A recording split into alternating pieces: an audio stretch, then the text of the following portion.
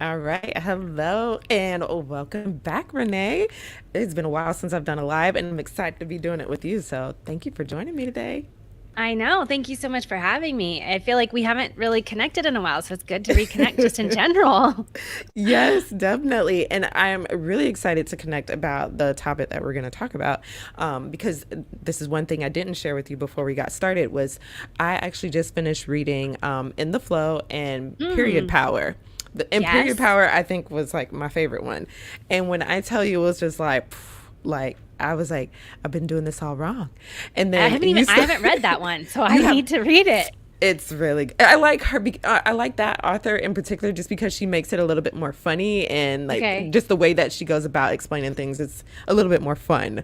So I Okay. found Period Power a little bit more interesting. But once I finished reading that, and then I saw a lot of the messaging that you had, and you were like saying the same things, I was like, yes, finally. So I'm so excited that we can talk a little bit more about just kind of like syncing things up with our cycle instead of kind of pushing through. Because I will be honest, I have been doing that for a while, and right now I'm in that phase where I don't want to do anything, and I'm not Mm-hmm. pushing myself, and I feel Mm-hmm. okay with that. But I know some moms don't. So Yeah. talk Well, to us I about will what your say, experience was. I was going to say that just alone is one of the massive breakthroughs people get and have just even like by learning it, right? Because I Mm-hmm. think guilt, like, and mom guilt, and if especially if you're a business owner, like the guilt all the way around about like not showing up fully 100% all the time can be so real. But once you realize, like, hey, this is where I'm at in my body, it's like, immediately so much better. Like it diffuses so much of the guilt and you get so much more permission to just like take the space that it's not you that you can't show up. It's just like, this is just my body, this is where I'm at, and I'm going to be okay with it. So I think even just you saying that, like, that's a huge breakthrough that so many women can have just by leaning and learning a little bit more. Yeah, Yeah. definitely. And the other thing too, you made me think about during Kara's um, her Summit. event, her summit, Yeah. yes, Yeah. last year. Or no, it was this year, 2022. Uh-huh. One of the ladies that we were doing kind of like a roundtable thing with, she was talking and she was saying rest is productive. Rest is Yes. productive. And I think a lot of times like we as moms think the only times that we can be productive is when we're doing something. But like she said, rest is productive. Yeah, it's so true. It's kind of like I use the analogy of a Tesla or a slingshot in the fact that a slingshot can't function unless you pull it back, right? And so, or a Tesla, like a Tesla goes really incredibly fast, but it doesn't go anywhere if it's not charged.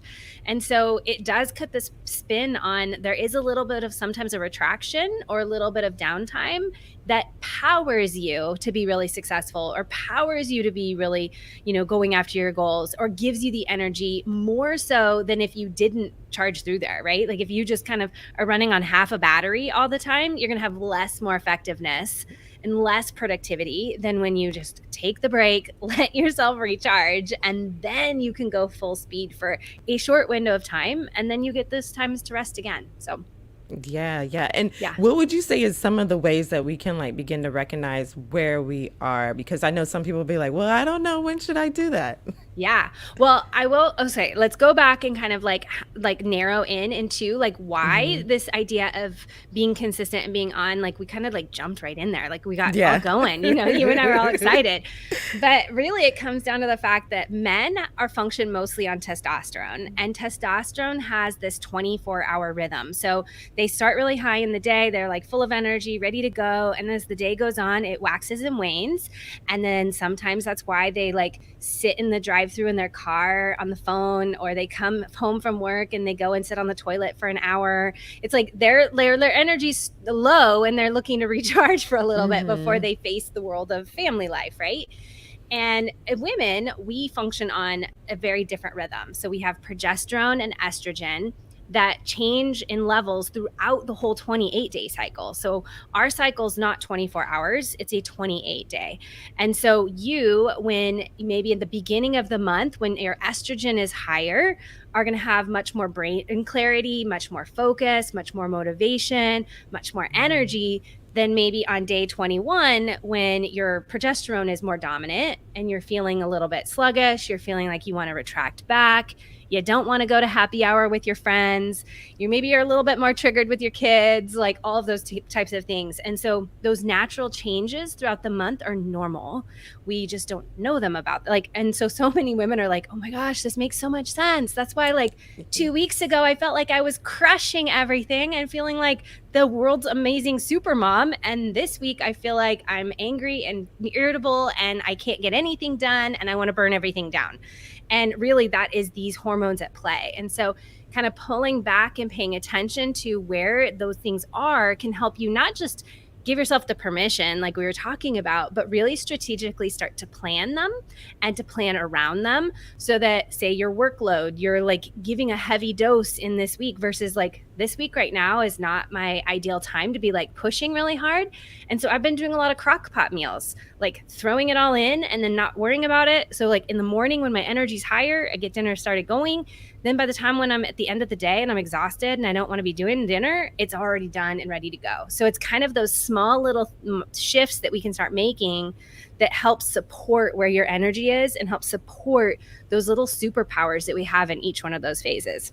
Yeah, definitely. And one of the other things too, I wanted you to touch on just a little bit is during those phases when, especially when things are a little bit lower, like what are some of the things that we can do to kind of, I guess, recharge or make sure that we build ourselves back up so we're ready come when that phase comes when we're super energetic and ready to go. Yeah. So that menstrual phase and your is what I call kind of like your recharge phase. And the big key thing that you want to do in that is kind of like cut out the noise of life. Really, the most valuable thing you can do is get back in touch with yourself. Some people will even say like your conscious mind and your unconscious mind are the most closely integrated during that phase. So you're going to be able to find out what is most true and right and good for you and kind of like set that intention and plan for the whole month. And so whatever you need to do that, I highly encourage most of my clients to stay off of social media, because that's Hmm. just extra noise that's going to cloud your own intuition, your own authentic like self and things that kind of need to come out. I also encourage like doing things that are like going to get you out in nature, right? Like stillness and nature are going to be the two most powerful things, but what that looks like might look different for each and every single woman. So some, and month to month, even some months you might want to just like not do anything and you want to just sit and read a book all weekend. Other times you might want to just go for a hike or go on an adventure and just like have some quality family downtime. So it really is dependent on you, but it comes back to this question of just like asking yourself what you need every single day. Hmm. Because even, I mean, life is unpredictable. Your cycles might be unpredictable. Your family might be unpredictable. Like everything's going to change. And so that core question of coming back is going to help you be able to show up and meet the demands, even if it's not optimized for where your cycle's at. Yeah. And so I'm definitely with you on making sure that we're kind of touching at least touching base with ourselves, because I Mm-hmm. think we can get caught up in the hustle and bustle and we can forget about our own needs and putting ourselves last a lot of times. So I guess the next thing I really wanted to hear your thoughts on was just with this whole thing of consistency. So if we're Mm-hmm. saying consistency is not the key, then what is it? Yeah. So consistency really does thrive in that 24-hour rhythm, right? Like you look at like, oh, you have to post on social media consistently, or you have to work out consistently, or you have to do any of these things to see results. The thing is that you as a woman are not consistent, right? Just like we talked about, one week you're going to have more energy than another week. And so really it becomes not necessarily like consistency in the sense of we're going to do the same things over and over and over again. It's how can we lean into your cycle and still show up and still move forward, but it's leaning in and trusting where you're at. So even looking at like your morning routine, my morning routine changes throughout the month based on where I'm at in my cycle and what I need in that moment.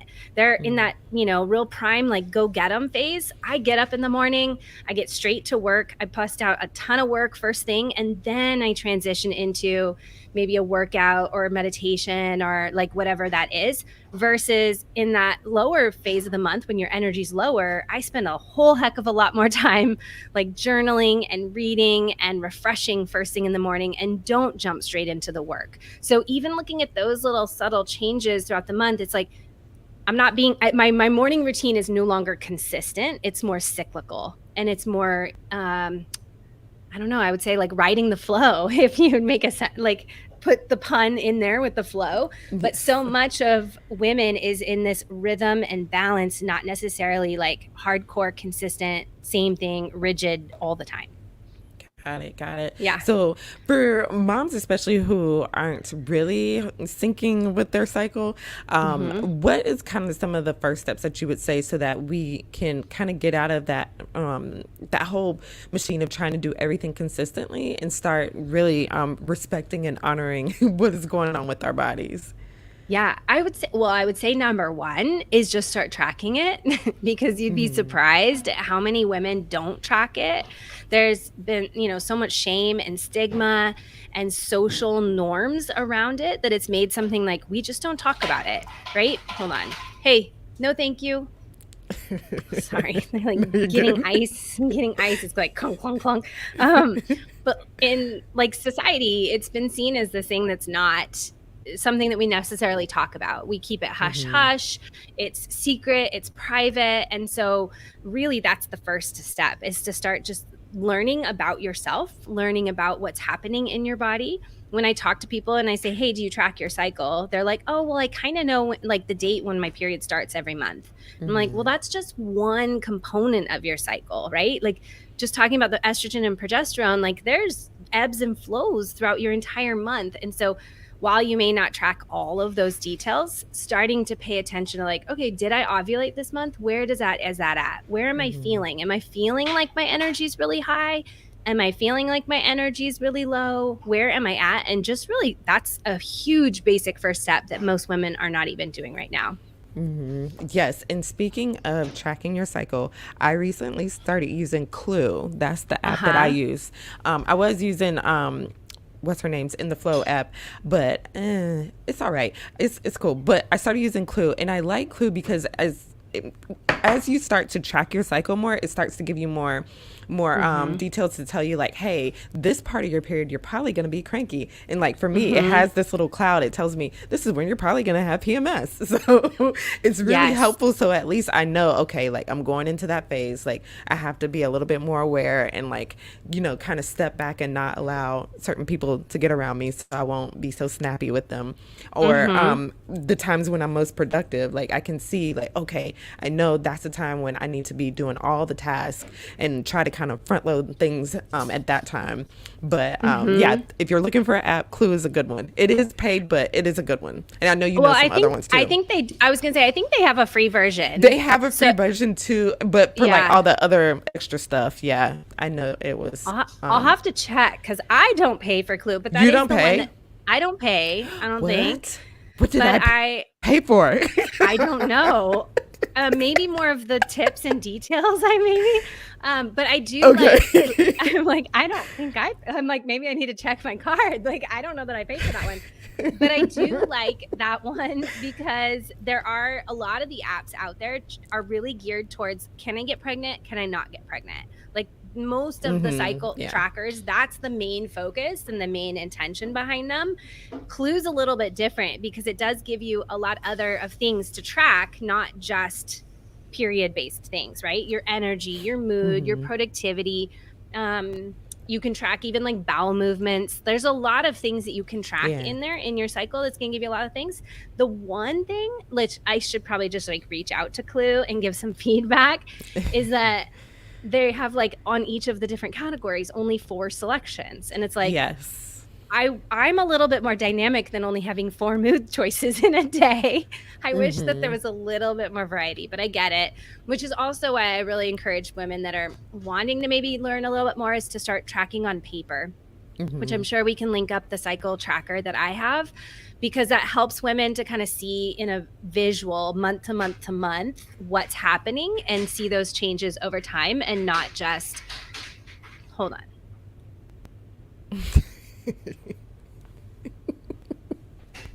Oh my goodness. Okay. No worries. Um, this is why I record most things during the day when they're at school, right? I'm totally with you. But I have mine too, and they've been sneaking up on me. And then my Alexa started talking to me in the middle of you talking. So, yeah, I'm with you. Well, I haven't heard any of that, so I feel good. Good.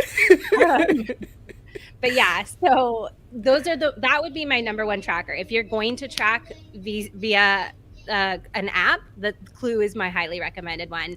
If you're just getting started and you think you can track by paper sometimes gives you a little bit more of that overarching view that you can like see Mhm. side by side that sometimes is a little bit hard to see in an app. But Yeah, yeah. definitely. Now, I know that we have a live event coming up, and I think this Hmm. is going to be really helpful to really kind of deep dive more into what we've been talking about today. So I wanted you to talk to us about that. Yeah. Yeah. So we are hosting this is the last time we will host this training before the end of the year. It's my favorite training, honestly. It's called the Cycle to Scale live event. So we are going to go into a deep dive, a little bit more about like the landscape of what it looks like for women in work and business and why Mhm. so many women are experiencing burnout. Like women are, I think the stat was like 23% more likely to experience Mhm. burnout than men. And so I think it's about time we start talking about why that is and living out of this syncing sort of method and living in that more 24-hour rhythm is a big component to that and why women are feeling caught in this like hamster wheel all the time with their time, never knowing why they feel like they have energy and the motivation and it just feels like repeat and repeat and repeat. So we're going to do Mhm. that. I'm going to tell you, I'll do like a deep dive into the 4 phases, what those look like so that you know when to do certain tasks, when you're going to be at your peak, when you maybe need to pull in and focus on something else, and then kind of give you the 4 stages of what it really looks like to transform your life with your cycle rather than just downloading a Google graphic or a Pinterest graphic and thinking that you can just integrate it. It's like, how can you really truly Mhm. leverage these 4 phases? So I'm going to give you those pieces there on that final third day. So I love it. Every time we host this training, women tell me like, how am I like 30, 40, 50 years old and never heard about this ever before? And then the second thing is this makes so much sense. Like I cannot Mhm. believe this. So I absolutely love watching all the ahas and things like that women walk away with. Yes, and if you have like young teens, I would Yes. definitely recommend it for them too. Because the sooner they learn about this, the better. Because one thing I will tell you, Renee, is like growing up, I always thought, our cycle was a curse. But after Mhm. reading those books, I learned that our cycle is actually our superpower. And so Yes. I know your training is going to show us how and why our cycle is our superpower and how we can leverage it instead of, being mad at God for giving us a cycle and being like, yes, thank you. Now I know what to do with it. Yes, it truly is. It's like my clients often like that's what they come in with is that feeling of like dread. It's this thing we have to deal with. We have to just put up with Hmm. it. And when it shows up on vacation, we hate it, like all these negative things. But then when they go through it, they're like, wow, this is life-changing. And it becomes like so much freeing. It like you're like you said, your period becomes your superpower instead of this hindrance in your life, which is amazing. Yes, yes. So Yeah. excited. Oh, I did not. What am I doing? I didn't even put up the link. Here is the link to join the live event. So if you go to Real Happy Mom /cycle, it will take you to the landing page. Go ahead and enter your email address, and yeah, you will get notified when it all starts. So yes, definitely come and join us. I will be there. I'm excited and super pumped Yes. because I know you got some more golden nuggets to drop for us. So Mhm. super, super excited. Yep. And it's just fun too. Like, I think that's another big piece is when you learn about it, maybe on your own. Sometimes you can Hmm. feel like you're the only one kind of swimming upstream and doing it. You're like, I'm doing all these things a totally different way than the norm. And so when you find that group of people that are doing it with you, it feels even more empowering. And it's like, yes, this is awesome. And I can totally do that. So even if you join just for that sort of component, you'll find like a group of other women that are ready to do it with you.